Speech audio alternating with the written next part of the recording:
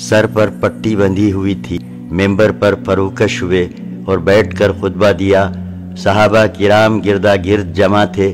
फरमाया, यहूद व नसारा पर अल्लाह की लानत कि उन्होंने अपने अंबिया की कब्रों को मसाजिद बनाया। एक रिवायत में है कि यहूद व नसारा पर अल्लाह की मार कि उन्होंने अपने अंबिया की कब्रों को मस्जिद बना लिया। आप सल्लल्लाहु अलैहि वसल्लम ने यह भी फरमाया, तुम लोग मेरी कब्र को बुत न बनाना कि उसकी पूजा की जाए। फिर आप सल्लल्लाहु अलैहि वसल्लम ने अपने आप को क़िसास के लिए पेश किया और फरमाया, मैंने किसी की पीठ पर कोड़ा मारा हो तो ये मेरी पीठ हाजिर है, वो बदला ले ले, और अगर किसी की आबरू पर हरफ रखा हो तो मैं हाजिर हूँ, बदला ले ले।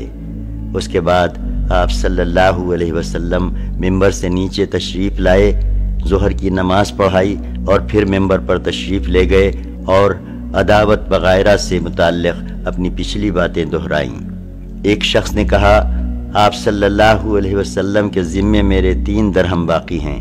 आप सल्लल्लाहु अलैहि वसल्लम ने फज़ल बिन अब्बास रज़ी अल्लाह अन्हु से फरमाया, इन्हें अदा कर दो। उसके बाद अंसार के बारे में वसीयत फरमाई।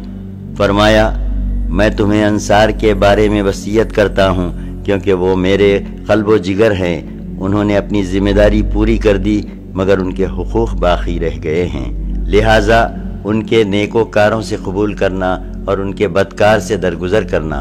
एक रिवायत में है कि आप सल्लल्लाहु अलैहि वसल्लम ने फरमाया, लोग बढ़ते जाएंगे और अंसार घटते जाएंगे, यहाँ तक कि खाने में नमक की तरह हो जाएंगे।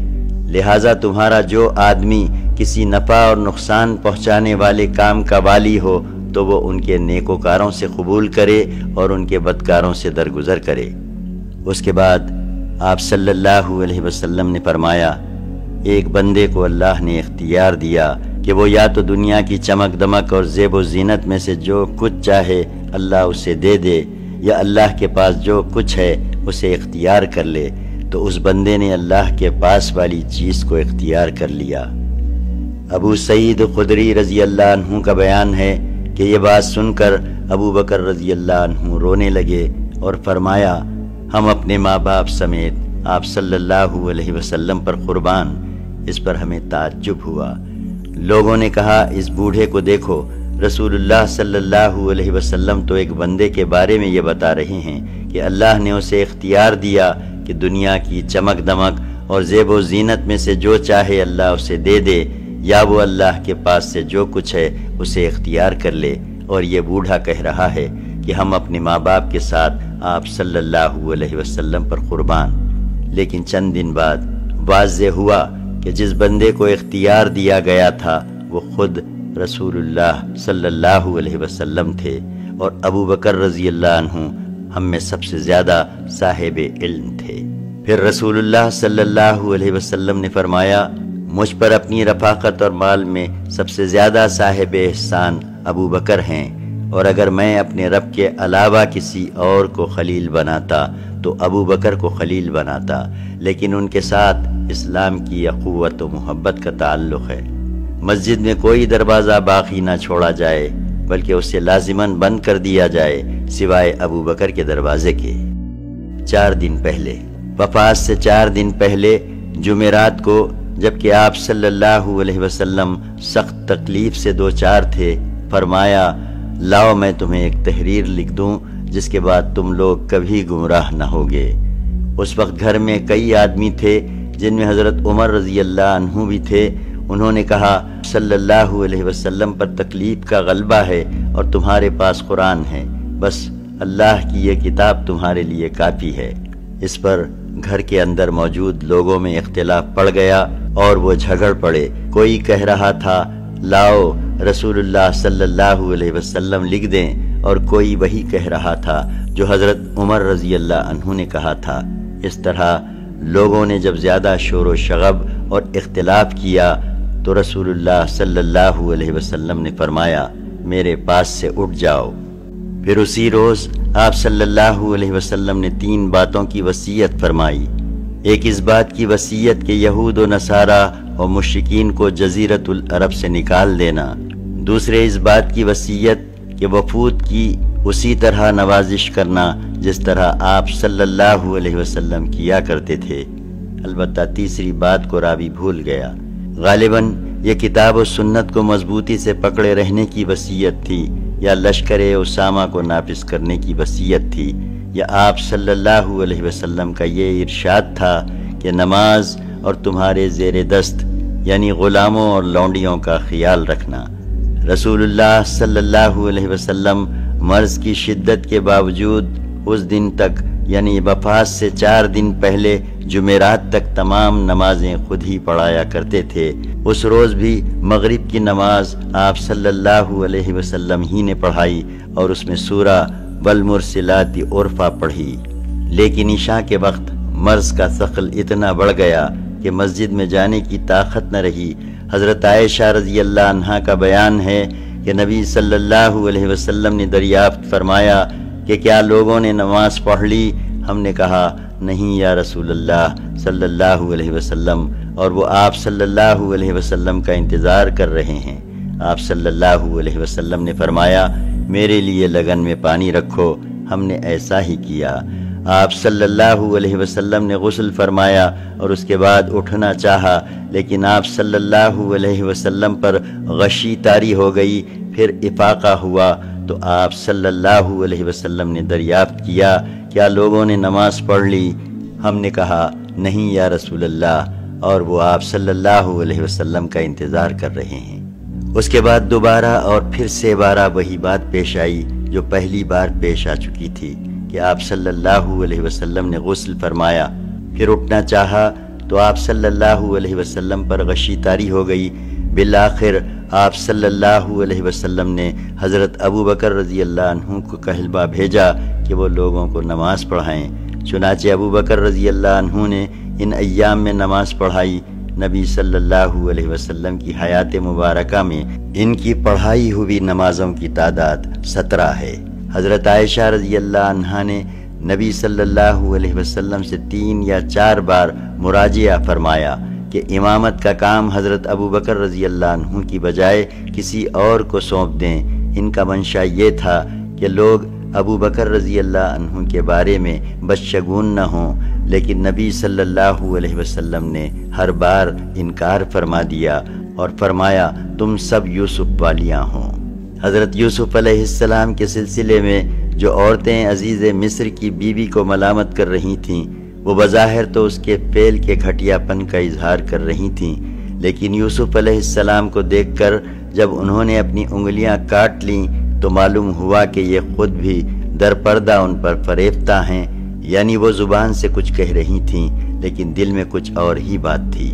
یہی معاملہ یہاں بھی تھا۔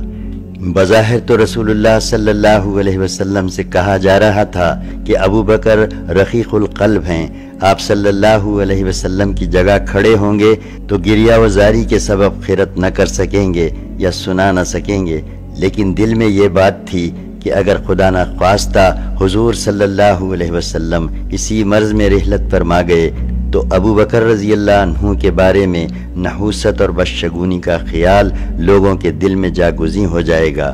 چونکہ حضرت عائشہ رضی اللہ عنہا کی اس گزارش میں دیگر ازواج مطہرات بھی شریک تھیں، اس لیے آپ صلی اللہ علیہ وسلم نے فرمایا تم سب یوسف والیاں ہو، یعنی تمہارے بھی دل میں کچھ ہے اور زبان سے کچھ کہہ رہی ہو۔ ابو بکر رضی اللہ عنہ کو حکم دو وہ لوگوں کو نماز پڑھائیں۔ 1 دن یا 2 دن پہلے سنیچر یا اتوار کو نبی صلی اللہ علیہ وسلم نے اپنی طبیعت میں قدر تخفیف محسوس کی، چنانچہ 2 آدمیوں کے درمیان چل کر ظہر کی نماز کے لیے تشریف لائے۔ اس وقت ابو بکر رضی اللہ عنہ صحابہ کرام کو نماز پڑھا رہے تھے۔ وہ آپ صلی اللہ علیہ وسلم کو دیکھ کر پیچھے ہٹنے لگے۔ آپ صلی اللہ علیہ وسلم نے اشارہ فرمایا کہ پیچھے نہ ہٹیں اور لانے والوں سے فرمایا کہ مجھے ان کے بازو بٹھا دو۔ چنانچہ آپ صلی اللہ علیہ وسلم کو ابو بکر رضی اللہ عنہ کے بائیں بٹھا دیا گیا۔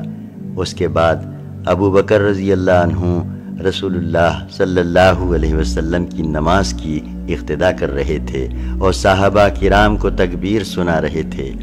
1 دن پہلے وفات سے 1 دن پہلے بروز اتوار نبی صلی اللہ علیہ وسلم نے اپنے تمام غلاموں کو آزاد فرما دیا۔ پاس میں 7 دینار تھے، انہیں صدقہ کر دیا۔ اپنے ہتھیار مسلمانوں کو ہبہ فرما دیے۔ رات میں چراغ جلانے کے لیے حضرت عائشہ رضی اللہ عنہا نے تیل پڑوسن سے ادھار لیا۔ آپ صلی اللہ علیہ وسلم کی زرہ ایک یہودی کے پاس 30 سا یعنی کوئی 75 کلو جو کے عوض رہن رکھی ہوئی تھی۔ حیات مبارکہ کا آخری دن۔ حضرت انس رضی اللہ عنہ کا بیان ہے کہ دوشنبے کے روز مسلمان نماز فجر میں مصروف تھے اور ابو بکر رضی اللہ عنہ امامت فرما رہے تھے کہ اچانک رسول اللہ صلی اللہ علیہ وسلم نے حضرت عائشہ رضی اللہ عنہا کے حجرے کا پردہ ہٹایا اور صحابہ کرام پر جو صفیں باندھے نماز میں مصروف تھے نظر ڈالی، پھر تبسم فرمایا۔ ادھر ابو بکر رضی اللہ عنہ اپنے ایڑ کے بل پیچھے ہٹے کہ صف میں جا ملیں۔ انہوں نے سمجھا کہ رسول اللہ صلی اللہ علیہ وسلم نماز کے لیے تشریف لانا چاہتے ہیں۔ حضرت انس رضی اللہ عنہ کا بیان ہے کہ رسول اللہ صلی اللہ علیہ وسلم کے اس اچانک ظہور سے مسلمان اس قدر خوش ہوئے کہ چاہتے تھے کہ نماز کے اندر ہی فتنے میں پڑ جائیں، یعنی آپ صلی اللہ علیہ وسلم کی مزاج پرسی کے لیے نماز توڑ دیں، لیکن رسول اللہ صلی اللہ علیہ وسلم نے اپنے ہاتھ سے اشارہ فرمایا کہ اپنی نماز پوری کر لو، پھر حجرے کے اندر تشریف لے گئے اور پردہ گرا لیا۔ اس کے بعد رسول اللہ صلی اللہ علیہ وسلم پر کسی دوسری نماز کا وقت نہیں آیا۔ دن چڑھے چاشت کے وقت آپ صلی اللہ علیہ وسلم نے اپنی صاحبزادی حضرت فاطمہ رضی اللہ عنہا کو بلایا اور ان سے کچھ سرگوشی کی۔ وہ رونے لگیں۔ آپ صلی اللہ علیہ وسلم نے انہیں پھر بلایا اور کچھ سرگوشی کی تو وہ ہنسنے لگیں۔ حضرت عائشہ رضی اللہ عنہا کا بیان ہے کہ بعد میں ہمارے دریافت کرنے پر انہوں نے بتایا کہ پہلی بار نبی صلی اللہ علیہ وسلم نے مجھ سے سرگوشی کرتے ہوئے بتایا کہ آپ صلی اللہ علیہ وسلم اسی مرض میں وفات پا جائیں گے، اس لیے میں روئی۔ پھر آپ صلی اللہ علیہ وسلم نے مجھ سے سرگوشی کرتے ہوئے بتایا کہ آپ صلی اللہ علیہ وسلم کے اہل و عیال میں سب سے پہلے میں آپ صلی اللہ علیہ وسلم کے پیچھے جاؤں گی۔ اس پر میں ہنسی۔ نبی صلی اللہ علیہ وسلم نے حضرت فاطمہ رضی اللہ عنہا کو یہ بشارت بھی دی کہ آپ ساری خواتین عالم کی سیدہ یعنی سردار ہیں۔ اس وقت رسول اللہ صلی اللہ علیہ وسلم جس شدید کرب سے دوچار تھے اسے دیکھ کر حضرت فاطمہ بے ساختہ پکار اٹھیں، ہائے ابا جان کی تکلیف۔ آپ صلی اللہ علیہ وسلم نے فرمایا، تمہارے ابا پر آج کے بعد کوئی تکلیف نہیں۔ آپ صلی اللہ علیہ وسلم نے حسن و حسین رضی اللہ عنہما کو بلا کر چوما اور ان کے بارے میں خیر کی وصیت فرمائی۔ ازواج مطہرات کو بلایا اور انہیں واعظ و نصیحت کی۔ ادھر لمحہ بلمحہ تکلیف بڑھتی جا رہی تھی اور اس زہر کا اثر بھی ظاہر ہونا شروع ہو گیا تھا جسے آپ صلی اللہ علیہ وسلم کو خیبر میں کھلایا گیا تھا۔ چنانچہ آپ صلی اللہ علیہ وسلم حضرت عائشہ رضی اللہ عنہا سے فرماتے تھے، اے عائشہ، خیبر میں جو کھانا میں نے کھا لیا تھا اس کی تکلیف برابر محسوس کر رہا ہوں۔ اس وقت مجھے محسوس ہو رہا ہے کہ اس زہر کے اثر سے میری رگیں جاں کٹی جا رہی ہے۔ آپ صلی اللہ علیہ وسلم نے صحابہ کرام کو بھی وصیت فرمائی، الصلاۃ الصلاۃ وما ملکت ایمانکم، نماز نماز، اور تمہارے زیر دست یعنی لونڈی غلام۔ آپ صلی اللہ علیہ وسلم نے یہ الفاظ کئی بار دہرائے، نزع رواں۔ پھر نزاع کی حالت شروع ہو گئی اور حضرت عائشہ رضی اللہ عنہا نے آپ صلی اللہ علیہ وسلم کو اپنے اوپر سہارا دے کر ٹیک لیا۔ ان کا بیان ہے کہ اللہ کی ایک نعمت مجھ پر یہ ہے کہ رسول اللہ صلی اللہ علیہ وسلم نے میرے گھر میں میری باری کے دن میرے لبے اور سینے کے درمیان وفات پائی، اور آپ صلی اللہ علیہ وسلم کی موت کے وقت اللہ نے میرا لعاب اور آپ صلی اللہ علیہ وسلم کا لعاب اکٹھا کر دیا۔ ہوا یہ کہ عبد الرحمن بن ابی بکر آپ کے پاس تشریف لائے، ان کے ہاتھ میں مسواک تھی اور میں رسول اللہ صلی اللہ علیہ وسلم کو ٹیکے ہوئے تھی، میں نے دیکھا کہ آپ صلی اللہ علیہ وسلم مسواک کی طرف دیکھ رہے ہیں۔ میں سمجھ گئی کہ آپ صلی اللہ علیہ وسلم مسواک چاہتے ہیں۔ میں نے کہا آپ صلی اللہ علیہ وسلم کے لیے لے لوں؟ آپ صلی اللہ علیہ وسلم نے سر سے اشارہ فرمایا کہ ہاں۔ میں نے مسواک لے کر آپ صلی اللہ علیہ وسلم کو دی تو آپ صلی اللہ علیہ وسلم کو کڑی محسوس ہوئی۔ میں نے کہا اسے آپ کے لیے نرم کر دوں؟ آپ صلی اللہ علیہ وسلم نے سر کے اشارے سے کہا ہاں۔ میں نے مسواک نرم کر دی اور آپ صلی اللہ علیہ وسلم نے نہایت اچھی طرح مسواک کی۔ آپ صلی اللہ علیہ وسلم کے سامنے کٹورے میں پانی تھا۔ آپ صلی اللہ علیہ وسلم پانی میں دونوں ہاتھ ڈال کر چہرہ پونچھتے جاتے تھے اور فرماتے جاتے تھے لا الہ الا اللہ، اللہ کے سوا کوئی معبود نہیں، موت کے لیے سختیاں ہیں۔ مسواک سے فارغ ہوتے ہی آپ صلی اللہ علیہ وسلم نے ہاتھ یا انگلی اٹھائی، نگاہ چھت کی طرف بلند کی اور دونوں ہونٹوں پر کچھ حرکت ہوئی۔ حضرت عائشہ رضی اللہ عنہا نے کان لگایا تو آپ صلی اللہ علیہ وسلم فرما رہے تھے ان انبیاء، صدیقین، شہداء اور صالحین کے ہمراہ جنہیں تو نے انعام سے نوازا، اے اللہ مجھے بخش دے، مجھ پر رحم کر اور مجھے رفیق اعلیٰ میں پہنچا دے۔ اے اللہ رفیق اعلیٰ۔ آخری فقرہ 3 بار دہرایا اور اسی وقت ہاتھ جھک گیا اور آپ صلی اللہ علیہ وسلم رفیق اعلیٰ سے جا لاحق ہوئے۔ انا للہ و انا الیہ راجعون۔ یہ واقعہ 12 ربیع الاول سن 11 ہجری یوم دوشنبہ کو چاشت کی شدت کے وقت پیش آیا۔ اس وقت نبی صلی اللہ علیہ وسلم کی عمر 63 سال 4 دن ہو چکی تھی۔ غم ہائے بے کراں۔ اس حادثہ دلفگار کی خبر فوراً پھیل گئی۔ اہل مدینہ پر کوہ غم ٹوٹ پڑا، آفاق و اطراف تاریک ہو گئے۔ حضرت انس رضی اللہ عنہ کا بیان ہے کہ جس دن رسول اللہ صلی اللہ علیہ وسلم ہمارے ہاں تشریف لائے، اس سے بہتر اور تابناک دن میں نے کبھی نہیں دیکھا، اور جس دن رسول اللہ صلی اللہ علیہ وسلم نے وفات پائی، اس سے زیادہ قبیح اور تاریک دن میں نے کبھی نہیں دیکھا۔ آپ صلی اللہ علیہ وسلم کی وفات پر حضرت فاطمہ رضی اللہ عنہا نے پرتے غم سے فرمایا، ہائے ابا جان جنہوں نے پروردگار کی پکار پر لبیک کہا، ہائے ابا جان جن کا ٹھکانہ جنت الفردوس ہے، ہائے ابا جان ہم جبرائیل علیہ السلام کو آپ صلی اللہ علیہ وسلم کی موت کی خبر دیتے ہیں۔ حضرت عمر رضی اللہ عنہ کا موقف۔ وفات کی خبر سن کر حضرت عمر رضی اللہ عنہ کے ہوش جاتے رہے۔ انہوں نے کھڑے ہو کر کہنا شروع کیا، کچھ منافقین سمجھتے ہیں کہ رسول اللہ صلی اللہ علیہ وسلم کی وفات ہو گئی، لیکن حقیقت یہ ہے کہ رسول اللہ صلی اللہ علیہ وسلم کی وفات نہیں ہوئی، بلکہ آپ صلی اللہ علیہ وسلم اپنے رب کے پاس تشریف لے گئے ہیں، جس طرح موسیٰ بن عمران علیہ السلام تشریف لے گئے تھے اور اپنی قوم سے 40 رات غائب رہ کر ان کے پاس پھر واپس آ گئے تھے، حالانکہ واپسی سے پہلے کہا جا رہا تھا کہ وہ انتقال کر چکے ہیں۔ خدا کی قسم رسول اللہ صلی اللہ علیہ وسلم بھی ضرور پلٹ کر آئیں گے اور ان لوگوں کے ہاتھ پاؤں کاٹ ڈالیں گے جو سمجھتے ہیں کہ آپ صلی اللہ علیہ وسلم کی موت واقع ہو چکی ہے۔ حضرت ابوبکر رضی اللہ عنہ کا موقف۔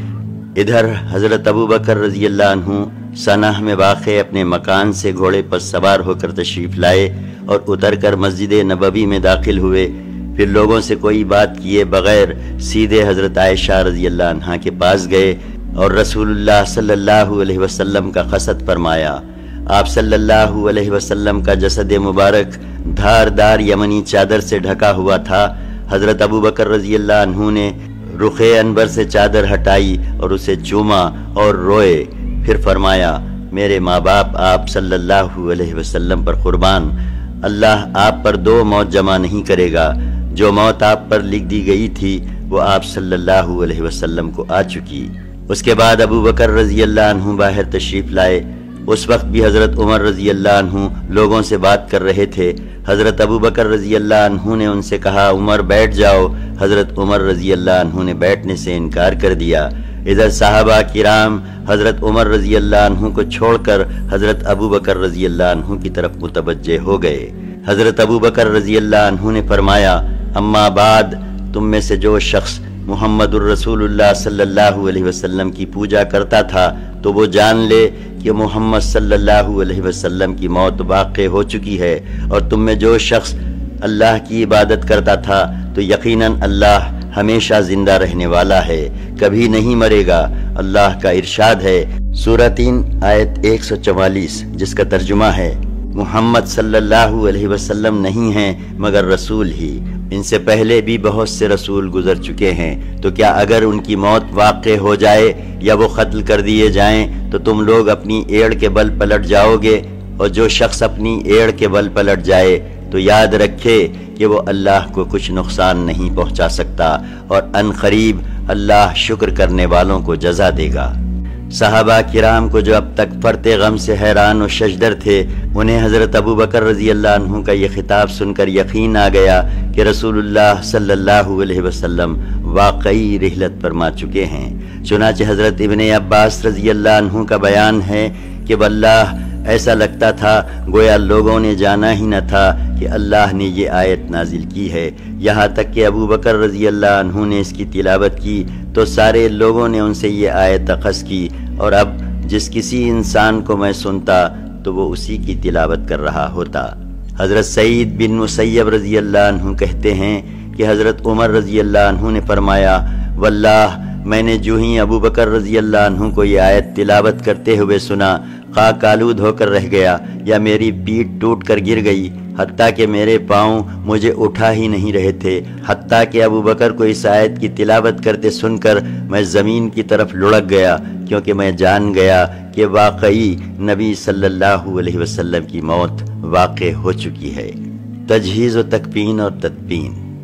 ادھر نبی صلی اللہ علیہ وسلم کی تجہیز و تکفین سے پہلے ہی آپ صلی اللہ علیہ وسلم کی جانشینی کے معاملے میں اختلاف پڑ گیا۔ سقیقہ بنی سعدہ میں مہاجرین و انصار کے درمیان بحث و مناقشہ ہوا، حجت و گفتگو ہوئی، سوال و جواب ہوا، اور بالآخر حضرت ابو بکر رضی اللہ عنہ کی خلافت پر اتفاق ہو گیا۔ اس کام میں دوشنبے کا باقی ماندہ دن گزر گیا اور رات آ گئی۔ لوگ نبی صلی اللہ علیہ وسلم کی تجہیز و تکفین کے بجائے اس دوسرے کام میں مشغول رہے۔ پھر رات گزری اور منگل کی صبح ہوئی۔ اس وقت تک آپ صلی اللہ علیہ وسلم کا جسد مبارک ایک دھاردار یمنی چادر سے ڈھکا بستر ہی پر رہا۔ گھر کے لوگوں نے باہر سے دروازہ بند کر دیا تھا۔ منگل کے روز آپ صلی اللہ علیہ وسلم کو کپڑے اتارے بغیر غسل دیا گیا۔ غسل دینے والے حضرات یہ تھے: حضرت عباس، حضرت علی، حضرت عباس کے دو صاحبزادگان فضل اور قاسم، رسول اللہ صلی اللہ علیہ وسلم کے آزاد کردہ غلام شخران، حضرت اسامہ بن زید اور اوس بن قولہ رضی اللہ عنہم۔ حضرت عباس، فضل اور قاسم آپ صلی اللہ علیہ وسلم کی کروٹ بدل رہے تھے۔ حضرت اسامہ اور شخران پانی بہا رہے تھے۔ حضرت علی رضی اللہ عنہ غسل دے رہے تھے، اور حضرت اوس رضی اللہ عنہ نے آپ کو اپنے سینے سے ٹیک رکھا تھا۔ اس کے بعد آپ صلی اللہ علیہ وسلم کو 3 سفید یمنی چادروں میں کفنایا گیا۔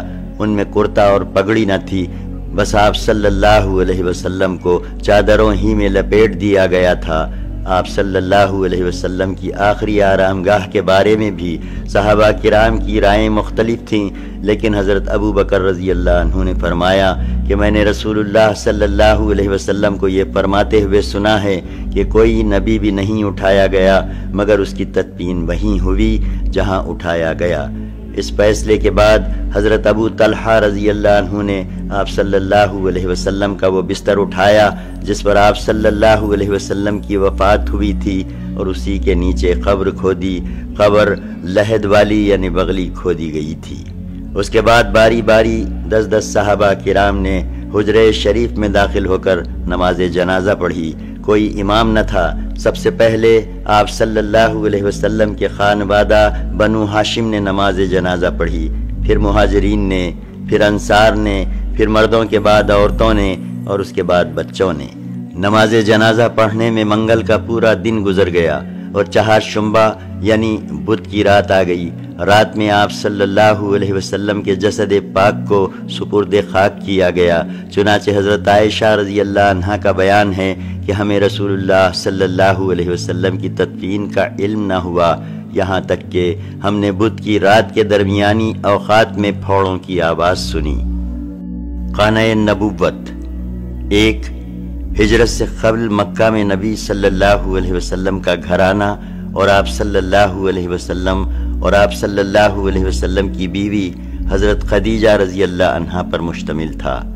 شادی کے وقت آپ صلی اللہ علیہ وسلم کی عمر 25 سال تھی اور حضرت خدیجہ رضی اللہ عنہا کی عمر 40 سال۔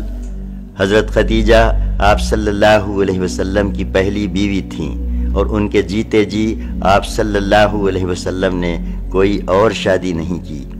آپ صلی اللہ علیہ وسلم کی اولاد میں حضرت ابراہیم کے ماں سوا تمام صاحبزادے اور صاحبزادیاں انہی حضرت خدیجہ کے بطن سے تھیں۔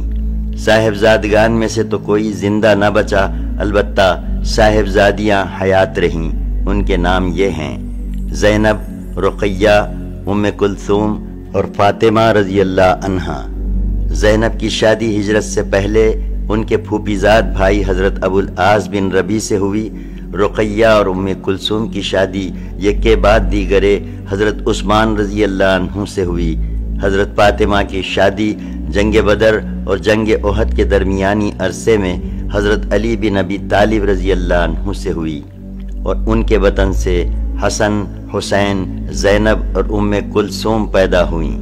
معلوم ہے کہ نبی صلی اللہ علیہ وسلم کو امت کے بالمقابل یہ امتیازی خصوصیت حاصل تھی کہ آپ صلی اللہ علیہ وسلم مختلف اغراض کے پیش نظر 4 سے زیادہ شادیاں کر سکتے تھے۔ چنانچہ جن عورتوں سے آپ صلی اللہ علیہ وسلم نے عقد فرمایا ان کی تعداد 11 تھی، جن میں سے 9 عورتیں آپ صلی اللہ علیہ وسلم کی رحلت کے وقت حیات تھیں اور 2 عورتیں آپ صلی اللہ علیہ وسلم کی زندگی ہی میں وفات پا چکی تھیں، یعنی حضرت خدیجہ اور ام المساکین حضرت زینب بنت خزیمہ رضی اللہ عنہا۔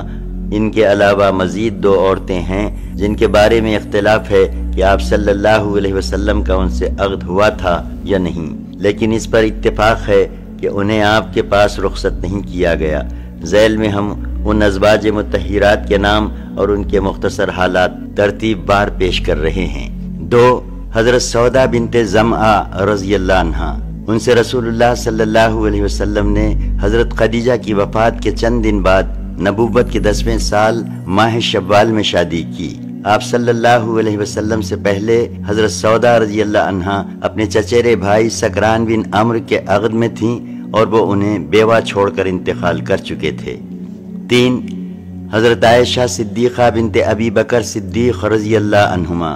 ان سے رسول اللہ صلی اللہ علیہ وسلم نے نبوت کے 11ویں برس ماہ شوال میں شادی کی، یعنی حضرت سودا رضی اللہ عنہا سے شادی کے 1 سال بعد اور ہجرت سے 2 برس 5 ماہ پہلے۔ اس وقت ان کی عمر 6 برس تھی۔ پھر ہجرت کے 7 ماہ بعد شوال سن 1 ہجری میں انہیں رخصت کیا گیا۔ اس وقت ان کی عمر 9 برس تھی اور وہ باکرہ تھیں۔ ان کے علاوہ کسی اور باکرہ عورت سے آپ صلی اللہ علیہ وسلم نے شادی نہیں کی۔ حضرت عائشہ رضی اللہ عنہا آپ کی سب سے محبوب بیوی تھیں اور امت کی عورتوں میں علی الاطلاق سب سے زیادہ فقیہ اور صاحب علم تھیں۔ 4. حضرت حفصہ بنت عمر بن خطاب رضی اللہ عنہما۔ ان کے پہلے شوہر خنیز بن حذافہ سہمی رضی اللہ عنہ تھے، جو بدر اور احد کے درمیانی عرصے میں رحلت کر گئے اور وہ بیوہ ہو گئیں۔ پھر رسول اللہ صلی اللہ علیہ وسلم نے ان سے شادی کر لی۔ شادی کا یہ واقعہ سن 3 ہجری کا ہے۔ 5. حضرت زینب بنت خزیمہ رضی اللہ عنہما۔ یہ قبیلہ بنو ہلال بن عامر بن صعصعہ سے تعلق رکھتی تھیں۔ مسکینوں پر رحم و مربت اور رقت و رافت کے سبب ان کا لقب ام المساکین پڑ گیا تھا۔ یہ حضرت عبداللہ بن جہش کے عقد میں تھیں۔ وہ جنگ احد میں شہید ہو گئے تو رسول اللہ صلی اللہ علیہ وسلم نے سن 4 ہجری میں ان سے شادی کر لی، مگر صرف 8 ماہ رسول اللہ صلی اللہ علیہ وسلم کی زوجیت میں رہ کر وفات پا گئیں۔ 6. ام سلمہ ہند بنت ابی امیہ رضی اللہ عنہما، یہ ابو سلمہ رضی اللہ عنہ کے عقد میں تھیں۔ جمادی الآخرہ سن 4 ہجری میں حضرت ابو سلمہ کا انتقال ہو گیا، تو ان کے بعد شوال سن 4 ہجری میں رسول اللہ صلی اللہ علیہ وسلم نے ان سے شادی کر لی۔ 7 زینب بنت جہش بن ریاب رضی اللہ عنہما، یہ قبیلہ بنو اسد بن خزیمہ سے تعلق رکھتی تھیں اور رسول اللہ صلی اللہ علیہ وسلم کی پھوپھی کی صاحبزادی تھیں۔ ان کی شادی پہلے حضرت زید بن حارثہ سے ہوئی تھی، جنہیں رسول اللہ صلی اللہ علیہ وسلم کا بیٹا سمجھا جاتا تھا، لیکن حضرت زید سے نباہ نہ ہو سکا اور انہوں نے طلاق دے دی۔ خاتمہ عدت کے بعد اللہ تعالیٰ نے رسول اللہ صلی اللہ علیہ وسلم کو مخاطب کرتے ہوئے یہ آیت نازل فرمائی، جس کا ترجمہ ہے، جب زید نے ان سے اپنی ضرورت پوری کر لی تو ہم نے انہیں آپ کی زوجیت میں دے دیا۔ انہی کے تعلق سے سورہ احزاب کی مزید کئی آیات نازل ہوئیں، جن میں متبنہ یعنی بے پالغ قضیے کا 2 ٹوک فیصلہ کر دیا گیا۔ تفصیل آگے آ رہی ہے۔ حضرت زینب سے رسول اللہ صلی اللہ علیہ وسلم کی شادی ذیقعد سن 5 ہجری میں یا اس سے کچھ عرصہ پہلے ہوئی۔ 8 جویریہ بنت حارث رضی اللہ عنہما، ان کے والد قبیلہ قزاع کی شاخ بنو مستلق کے سردار تھے۔ حضرت جویریہ بنت مستلق کے قیدیوں میں لائی گئی تھیں اور حضرت ثابت بن قیس بن شماس رضی اللہ عنہ کے حصے میں پڑی تھیں۔ انہوں نے حضرت جویریہ سے مکاتبت کر لی، یعنی ایک مقررہ رقم کے عوض آزاد کر دینے کا معاملہ طے کر لیا۔ اس کے بعد رسول اللہ صلی اللہ علیہ وسلم نے ان کی طرف سے مقررہ رقم ادا فرما دی اور ان سے شادی کر لی۔ یہ شعبان سن 5 ہجری یا سن 6 ہجری کا واقعہ ہے۔ 9 ام حبیبہ رملہ بنت ابی سفیان رضی اللہ عنہما، یہ عبید اللہ بن جہش کے عقد میں تھیں اور اس کے ساتھ ہجرت کر کے حبشہ بھی گئی تھیں، لیکن عبید اللہ نے وہاں جانے کے بعد مرتد ہو کر عیسائی مذہب قبول کر لیا اور پھر وہیں انتقال کر گیا، لیکن ام حبیبہ اپنے دین اور اپنی ہجرت پر قائم رہیں۔ جب رسول اللہ صلی اللہ علیہ وسلم نے محرم سن 7 ہجری میں عمرو بن امیہ زمری کو اپنا خط دے کر نجاشی کے پاس بھیجا تو نجاشی کو یہ پیغام بھی دیا کہ ام حبیبہ سے آپ کا نکاح کر دے۔ اس نے ام حبیبہ کی منظوری کے بعد ان سے آپ صلی اللہ علیہ وسلم کا نکاح کر دیا اور شرجیل بن حسنہ کے ساتھ انہیں آپ صلی اللہ علیہ وسلم کی خدمت میں بھیج دیا۔ 10 حضرت صفیہ بنت حیی بن اخطب رضی اللہ عنہما، یہ بنی اسرائیل سے تھیں اور خیبر میں قید کی گئیں، لیکن رسول اللہ صلی اللہ علیہ وسلم نے انہیں اپنے لیے منتخب فرما لیا اور آزاد کر کے شادی کر لی۔ یہ فتح خیبر سن 7 ہجری کے بعد کا واقعہ ہے۔ 11 حضرت میمونہ بنت حارث رضی اللہ عنہما، یہ ام الفضل لبابہ بنت حارث رضی اللہ عنہما کی بہن تھیں۔ ان سے رسول اللہ صلی اللہ علیہ وسلم نے ذیقعد سن 7 ہجری میں عمرہ قضا سے فارغ ہونے اور صحیح قول کے مطابق احرام سے حلال ہونے کے بعد شادی کی۔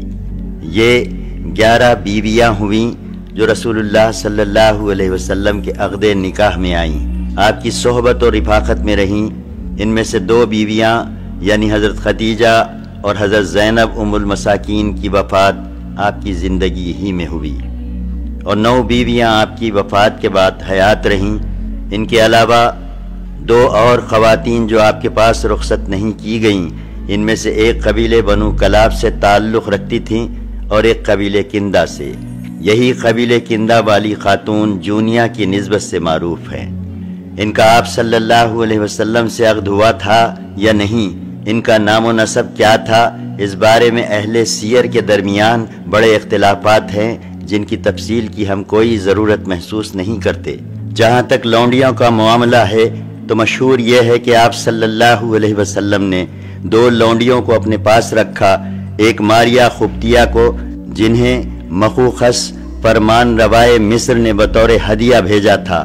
ان کے وطن سے آپ صلی اللہ علیہ وسلم کے صاحبزادے ابراہیم پیدا ہوئے، جو بچپن ہی میں 28 یا 29 شوال سن 10 ہجری میں مطابق 27 جنوری 632 عیسوی کو مدینہ کے اندر انتقال کر گئے۔ دوسری لونڈی ریحانہ بنت زید تھیں جو یہود کے قبیلے بنی نذیر یا بنی قریظہ سے تعلق رکھتی تھیں۔ یہ بنو قریظہ کے قیدیوں میں تھیں۔ رسول اللہ صلی اللہ علیہ وسلم نے انہیں اپنے لیے منتخب فرمایا تھا اور وہ آپ صلی اللہ علیہ وسلم کے زیر دست تھیں۔ ان کے بارے میں بعض محققین کا خیال ہے کہ انہیں نبی صلی اللہ علیہ وسلم نے بحیثیت لونڈی نہیں رکھا تھا بلکہ آزاد کر کے شادی کر لی تھی، لیکن ابن قیم کی نظر میں پہلا قول راجح ہے۔ ابو عبیدہ نے ان 2 لونڈیوں کے علاوہ مزید 2 لونڈیوں کا ذکر کیا ہے، جس میں سے ایک کا نام جمیلہ بتایا جاتا ہے جو کسی جنگ میں گرفتار ہو کر آئی تھیں، اور دوسری کوئی اور لونڈی تھیں جنہیں حضرت زینب بنت جہش نے آپ کو ہبہ کیا تھا۔ یہاں ٹھہر کر رسول اللہ صلی اللہ علیہ وسلم کی حیات مبارکہ کے ایک پہلو پر ذرا غور کرنے کی ضرورت ہے۔ آپ صلی اللہ علیہ وسلم نے اپنی جوانی کے نہایت قوت اور عمدہ ایام یعنی تقریباً 30 برس صرف ایک بیوی پر اکتفا کرتے ہوئے گزار دیے، اور وہ بھی ایسی بیوی پر جو تقریباً بڑھیا تھی، یعنی پہلے حضرت خدیجہ پر اور پھر حضرت سودا پر۔ تو کیا یہ تصور کسی بھی درجے میں معقول ہو سکتا ہے کہ اس طرح اتنا عرصہ گزار دینے کے بعد جب آپ بڑھاپے کی دہلیز پر پہنچ گئے تو آپ صلی اللہ علیہ وسلم کے اندر یکایک جنسی قوت اس قدر بڑھ گئی کہ آپ کو پے در پے 9 شادیاں کرنی پڑیں؟ جی نہیں، آپ کی زندگی کے لیے ان دونوں حصوں پر نظر ڈالنے کے بعد کوئی بھی ہوش مند آدمی اس تصور کو معقول تسلیم نہیں کر سکتا۔ حقیقت یہ ہے کہ آپ صلی اللہ علیہ وسلم نے اتنی بہت ساری شادیاں کچھ دوسرے ہی اغراض و مقاصد کے تحت کی تھیں، جو عام شادیوں کے مقررہ مقصد سے بہت ہی زیادہ عظیم القدر اور جلیل تر تھے۔ اس کی توضیح یہ ہے کہ آپ نے حضرت عائشہ اور حضرت حفصہ رضی اللہ عنہما سے شادی کر کے حضرت ابو بکر و عمر رضی اللہ عنہما کے ساتھ جو رشتہ مصارحت قائم کیا، اسی طرح حضرت عثمان رضی اللہ عنہ سے پے در پے اپنی 2 صاحبزادیوں حضرت رقیہ پھر حضرت ام کلثوم کی شادی کر کے، اور حضرت علی رضی اللہ عنہ سے اپنی لخت جگر حضرت فاطمہ کی شادی کر کے جو رشتہ مصارحت قائم کیے، ان کا مقصود یہ تھا کہ آپ ان چاروں بزرگوں سے اپنے تعلقات نہایت پختہ کر لیں، کیونکہ یہ چاروں بزرگ پیچیدہ ترین مراحل میں اسلام کے لیے فداکاری و جاں سپاری کا جو امتیازی وصف رکھتے تھے وہ معروف ہے۔ عرب کا دستور تھا کہ وہ رشتہ مصارحت کا بڑا احترام کرتے تھے۔ ان کے نزدیک دامادی کا رشتہ مختلف قبائل کے درمیان قربت کا ایک اہم باب تھا، اور داماد سے جنگ لڑنا اور محاذ آرائی کرنا بڑے شرم اور عار کی بات تھی۔ اس دستور کو سامنے رکھ کر رسول اللہ صلی اللہ علیہ وسلم نے چند شادیاں اس مقصد سے کیں کہ مختلف افراد اور قبائل کی اسلام دشمنی کا زور توڑ دیں اور ان کے بغض و نفرت کی چنگاری بجھا دیں۔ چنانچہ حضرت ام سلمہ رضی اللہ عنہا قبیلہ بنی مخزوم سے تعلق رکھتی تھیں، جو ابو جہل اور خالد بن ولید کا قبیلہ تھا۔ جب نبی صلی اللہ علیہ وسلم نے ان سے شادی کر لی تو خالد بن ولید میں وہ سختی نہ رہی جس کا مظاہرہ وہ احد میں کر چکے تھے، بلکہ تھوڑے ہی عرصے بعد انہوں نے اپنی مرضی، خوشی اور خواہش سے اسلام قبول کر لیا۔ اسی طرح جب آپ صلی اللہ علیہ وسلم نے ابو سفیان کی صاحبزادی ام حبیبہ سے شادی کر لی تو ابو سفیان ان کے مد مقابل نہ آیا، اور جب حضرت جویریہ اور حضرت صفیہ آپ کی زوجیت میں آ گئیں تو قبیلہ بنی مصطلق اور قبیلہ بنی نذیر نے محاذ آرائی چھوڑ دی۔ حضور صلی اللہ علیہ وسلم کے عقد میں ان دونوں بیویوں کے آنے کے بعد تاریخ میں ان کے قبیلوں کی کسی شورش اور جنگی تگ و دو کا سراغ نہیں ملتا، بلکہ حضرت جویریہ نے اپنی قوم کے لیے ساری عورتوں سے زیادہ بابرکت ثابت ہوئیں، کیونکہ جب رسول اللہ صلی اللہ علیہ وسلم نے ان سے شادی کر لی تو صحابہ کرام رضی اللہ عنہم نے ان کے 100 گھرانوں کو جو قید میں تھے آزاد کر دیا اور کہا کہ یہ لوگ رسول اللہ صلی اللہ علیہ وسلم کے سسرالی ہیں۔ ان کے دلوں پر اس احسان کا جو زبردست اثر ہوگا وہ ظاہر ہے۔ ان سب سے بڑی اور عظیم بات یہ ہے کہ رسول اللہ صلی اللہ علیہ وسلم ایک انگھڑ قوم کو تربیت دینے، اس کا تزکیہ نفس کرنے اور تہذیب و تمدن سکھانے پر مامور تھے، جو تہذیب و ثقافت سے، تمدن کے لوازمات کی پابندی سے اور معاشرے کی تشکیل و تعمیر میں حصہ لینے کی ذمہ داریوں سے بالکل ناآشنا تھی، اور اسلامی معاشرے کی تشکیل جن اصولوں کی بنیاد پر کرنی تھی ان میں مردوں اور عورتوں کے اختلاط کی گنجائش نہ تھی، لہٰذا عدم اختلاط کے اس اصول کی پابندی کرتے ہوئے عورتوں کی براہ راست تربیت نہیں کی جا سکتی تھی، حالانکہ ان کی تعلیم و تربیت کی ضرورت مردوں سے کچھ کم اہم اور ضروری نہ تھی بلکہ کچھ زیادہ ہی ضروری تھی۔ اس لیے نبی صلی اللہ علیہ وسلم کے پاس صرف یہی ایک سبیل رہ گئی تھی کہ آپ صلی اللہ علیہ وسلم مختلف عمر اور لیاقت کی اتنی عورتوں کو منتخب فرما لیں جو اس مقصد کے لیے کافی ہوں، پھر آپ صلی اللہ علیہ وسلم انہیں تعلیم و تربیت دیں، ان کا تزکیہ نفس فرما دیں، انہیں احکام شریعت سکھلا دیں اور اسلامی تہذیب و ثقافت سے اس طرح راستہ کر دیں کہ وہ دیہاتی اور شہری، بوڑھی اور جوان ہر طرح کی عورتوں کی تربیت کر سکیں اور انہیں مسائل شریعت سکھا سکیں اور اس طرح عورتوں میں تبلیغ کی مہم کے لیے کافی ہو سکیں۔ چنانچہ ہم دیکھتے ہیں کہ نبی صلی اللہ علیہ وسلم کے خانگی حالات کو امت تک پہنچانے کا صحرا زیادہ تر ان امہات المومنین ہی کے سر ہے، ان میں بھی بالخصوص وہ امہات المومنین جنہوں نے طویل عمر پائی، مثال کے طور پر حضرت عائشہ رضی اللہ عنہا کہ انہوں نے نبی صلی اللہ علیہ وسلم کے افعال اور اقوال خوب روایت کیے ہیں۔ نبی صلی اللہ علیہ وسلم کا ایک نکاح ایسی جاہلی رسم توڑنے کے لیے بھی عمل میں آیا تھا جو عرب معاشرے میں پشتہا پشت سے چلی آ رہی تھی اور بڑی پختہ ہو چکی تھی۔ یہ رسم تھی کسی کو متبنہ بنانے کی۔ متبنہ کو جاہلی دور میں وہی حقوق اور حرمتیں حاصل تھیں جو حقیقی بیٹے کو ہوا کرتی ہیں۔ پھر یہ دستور اور اصول عرب معاشرے میں اس قدر جڑ پکڑ چکا تھا کہ اس کا مٹانا آسان نہ تھا، لیکن یہ اصول ان بنیادوں اور اصولوں سے نہایت سختی کے ساتھ ٹکراتا تھا جنہیں اسلام نے نکاح، طلاق، میراث اور دوسرے معاملات میں مقرر فرمایا تھا۔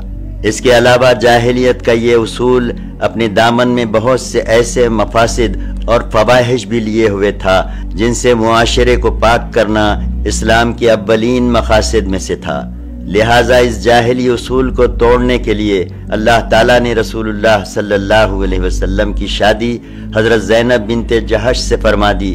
حضرت زینب پہلے حضرت زید کے عقد میں تھیں جو رسول اللہ صلی اللہ علیہ وسلم کے متبنہ یعنی منہ بولے بیٹے تھے، مگر دونوں میں نباہ مشکل ہو گیا اور حضرت زید نے طلاق دینے کا ارادہ کر لیا۔ یہ وہ وقت تھا جب تمام کفار رسول اللہ صلی اللہ علیہ وسلم کے خلاف محاذ آرا تھے اور جنگ خندق کے لیے جمع ہونے کی تیاری کر رہے تھے۔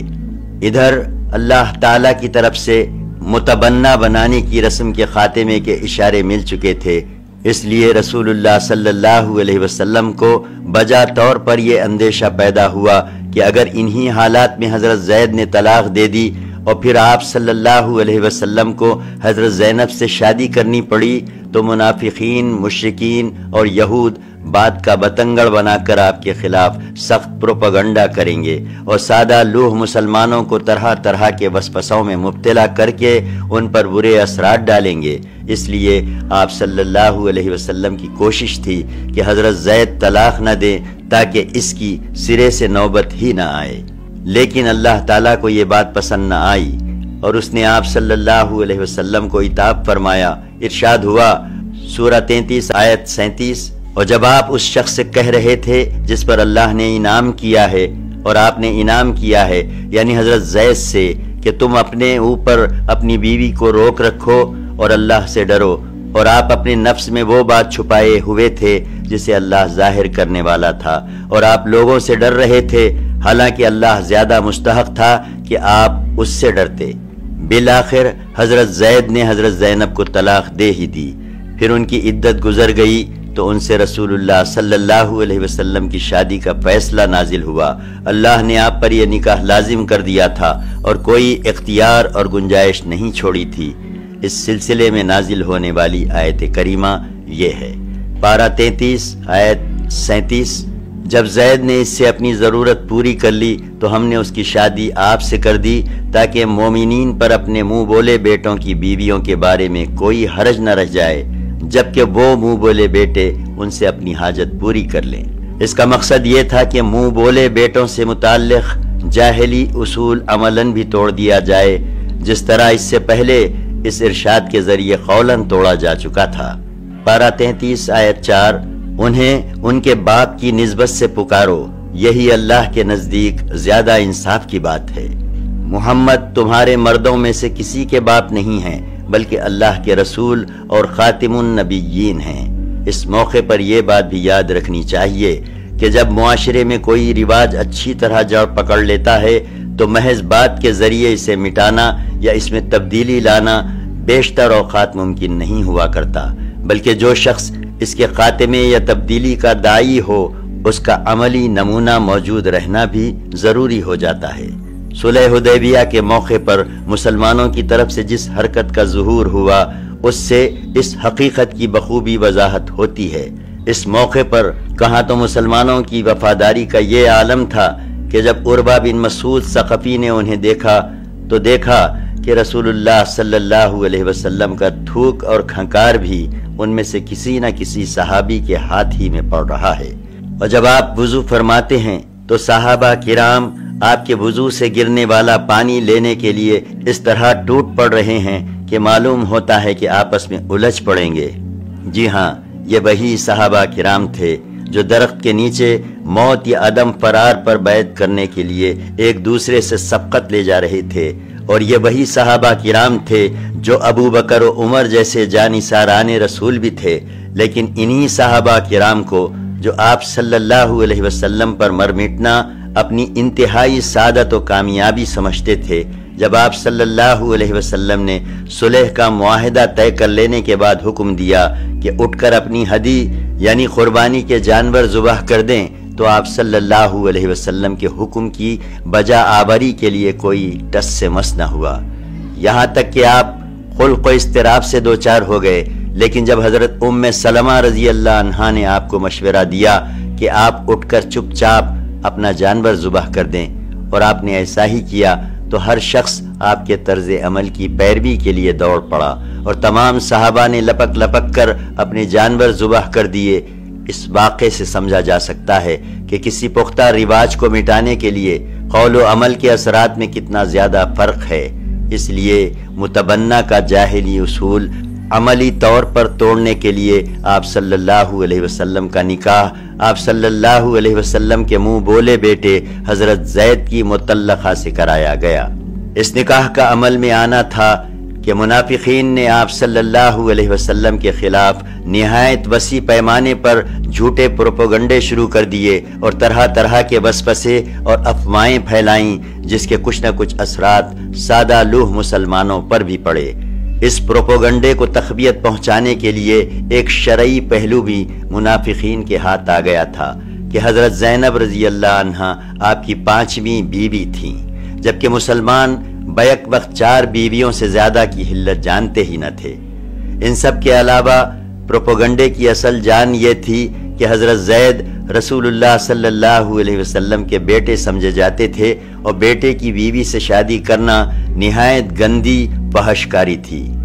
بالآخر اللہ تعالیٰ نے سورہ احزاب میں ان دونوں موضوع سے متعلق کافی شافی آیات نازل کیں، اور صحابہ کو معلوم ہو گیا کہ اسلام میں منہ بولے بیٹے کی کوئی حیثیت نہیں، اور یہ کہ اللہ تعالیٰ نے کچھ نہایت بلند پایا اور مخصوص مقاصد کے تحت اپنے رسول صلی اللہ علیہ وسلم کو خصوصیت کے ساتھ شادی کی تعداد کے سلسلے میں اتنی وسعت دی ہے جو کسی اور کو نہیں دی گئی ہے۔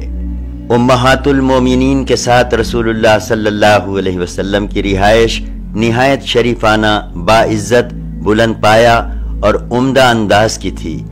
ازواج مطہرات بھی شرف، قناعت، صبر، تواضع، خدمت اور ازدواجی حقوق کی نگہداشت کا مرخہ تھیں۔ حالانکہ آپ بڑی روکھی پھیکی اور سخت زندگی گزار رہے تھے، جسے برداشت کر لینا دوسروں کے بس کی بات نہیں۔ حضرت انس رضی اللہ عنہ کا بیان ہے کہ مجھے علم نہیں کہ رسولullah सल्लल्लाहु अलैहि वसल्लम ने कभी मैदे की नरम रोटी खाई हो, यहाँ तक कि अल्लाह से जा मिले, और ना आप सल्लल्लाहु अलैहि वसल्लम ने अपनी आँख से कभी भुनी हुई बकरी देखी।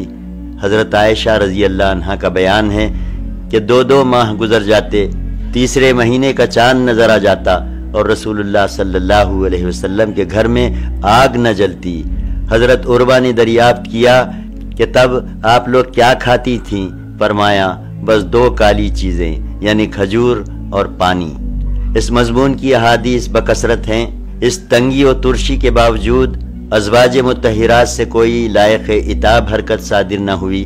सिर्फ एक दफ़ा ऐसा हुआ, और वो भी इसलिए कि एक तो इंसानी फितरत का तकाजा ही कुछ ऐसा है, दूसरे इसी बुनियाद पर कुछ अहकामात शुरू करने थे। चुनाचे अल्लाह ताला ने इसी मौके पर आयत नाजिल फरमाई, जो ये थी सूरह 33 आयत 28 और 29। ऐ नबी, अपनी बीवियों से कह दो कि अगर तुम दुनिया की जिंदगी और जीनत चाहती हो तो आओ, मैं तुम्हें साजो सामान देकर भलाई के साथ रुखसत कर दूं, और अगर तुम अल्लाह और उसके रसूल और दारे आखिरत को चाहती हो तो बेशक अल्लाह ने तुम में से नेकोकारों के लिए जबरदस्त अजर तैयार कर रखा है। अब इन अज़वाज मुत्तहिरात के शर्फ व अजमत का अंदाजा कीजिए कि इन सब ने अल्लाह और उसके रसूल सल्लल्लाहु अलैहि वसल्लम को तरजीह दी, और इनमें से कोई एक भी दुनिया की तरफ माइल न हुई।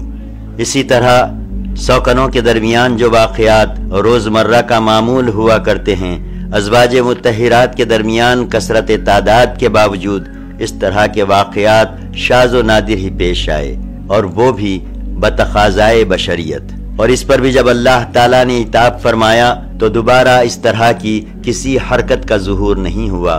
सूरह तहरीम की इब्तिदाई 5 आयत में इसी का जिक्र है।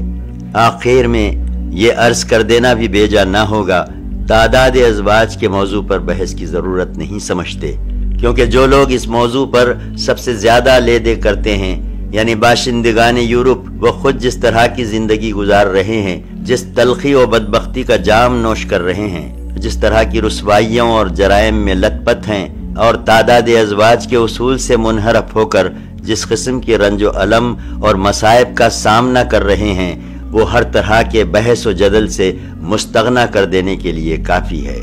अहले यूरोप की बदबख्ताना जिंदगी तादाद अज़वाज के उसूल के मबनी बरहक होने की सबसे सच्ची गवाह है, और असहाब नज़र के लिए इसमें बड़ी इबरत है।